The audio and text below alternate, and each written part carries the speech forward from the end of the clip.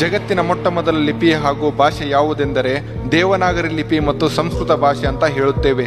ಆದರೆ ಅದಕ್ಕಿಂತ ಹಳೆಯ ಲಿಪಿ ಇದೆ ಎಂದರೆ ನೀವು ನಂಬುತ್ತೀರಾ? ನಂಬಲೇಬೇಕು. ಅದ್ಯಾವುದೆಂದರೆ ಬ್ರಾಹ್ಮಿ ಲಿಪಿ. ಬ್ರಾಹ್ಮಿ ಲಿಪಿಯ ಬಗ್ಗೆ ಲಿಪಿ ವಿಜ್ಞಾನಿಗಳು ಹಾಗೂ ಭಾಷಾ ವಿಜ್ಞಾನಿಗಳು ಹೇಳುವುದೇನೆಂದರೆ ಈ ಲಿಪಿಯು ಭಾರತ ಯಾವಾಗ ಸೃಷ್ಟಿಯಾಗಿದೆ ಆವಾಗಲಿಂದಲೂ ಇತ್ತು ಅಂತ.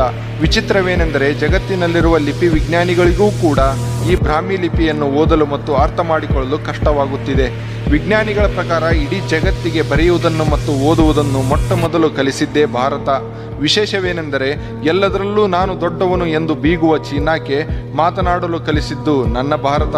ಸಂಸ್ಕೃತವನ್ನೇ ಅರಗಿಸಿಕೊಳ್ಳಲಾಗದ ಎಡಬಿಡಂಗಿಗಳಿಗೆ ಇನ್ನು ಅದಕ್ಕಿಂತ ಹಳೆಯ ಲಿಪಿ ಇದೆ ಎಂದರೆ ಪಾಪ ಅವರ ಪರಿಸ್ಥಿತಿ ಏನಾಗಬಹುದು?